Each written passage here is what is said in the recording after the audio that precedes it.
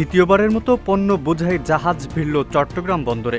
পাকিস্তানের করাচি বন্দর থেকে কন্টেইনার পণ্য নিয়ে নির্ধারিত সময়ের একদিন পর শনিবার বিকেল ৫টার দিকে এমভি ইওয়ান জিয়াং ফা ঝাং নামের কন্টেইনার জাহাজ বন্দরে পৌঁছায়। জাহাজটিতে করে এবার পাকিস্তান থেকে সবচেয়ে বেশি এসেছে পরিশোধিত চিনি ও খনিজ পদার্থ ডলোমাইট।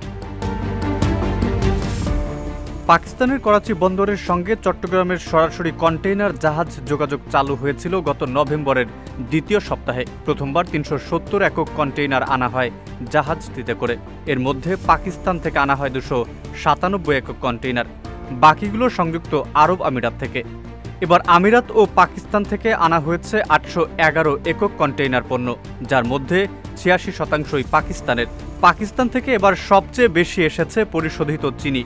মোট ২৮৫ কন্টেইনারে ১,৪৮,২০০ ব্যাগ চিনি আনা হয়েছে।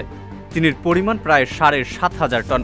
এই চিনি এসেছে খাদ্য প্রক্রিয়াজাত শিল্প গ্রুপ, প্রাণ RFL, Shehzad food products, Savoy ice cream কারখানা ও ব্রডওয়ে ইন্টারন্যাশনাল।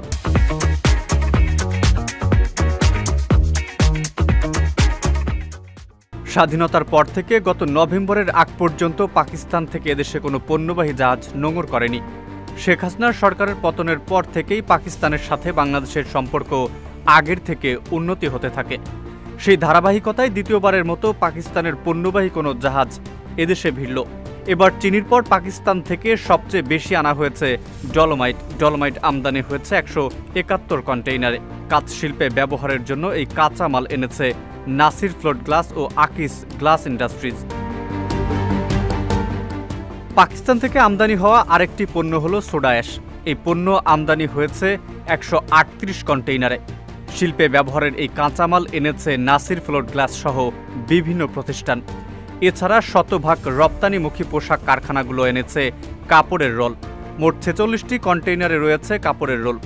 আলু আমদানি হয়েছে ১৮ একক কন্টেইনারে। এছাড়া জয়পুরহাটের P&P ট্রেডিং ২০ কন্টেইনারে আখের গুড় এনেছে। এসব পণ্যের পাশাপাশি পুরনো লোহার টুকরো, রেজিন, 3 পিস ইত্যাদি পণ্য আমদানি হয়েছে। পাকিস্তান ছাড়াও সংযুক্ত আরব আমিরাত থেকে আনা হয়েছে পণ্য। আমিরাত থেকে আনা হয়েছে খাদ্যপণ্য, খেজুর, লুব অয়েল, যন্ত্রাংশ। পাকিস্তানের পাশাপাশি আমিরাত থেকেও ১০ কন্টেইনারে চিনি আমদানি হয়েছে। বিগত সরকারের আমলে পাকিস্তানের সাথে সম্পর্ক সবচেয়ে তলানিতে চলে যায়। তবে গণঅভ্যুত্থানের মুখে শেখ হাসিনার সরকারের পতনের পর পাকিস্তানের সাথে সরাসরি কন্টেইনার জাহাজ যোগাযোগ চালু হয়।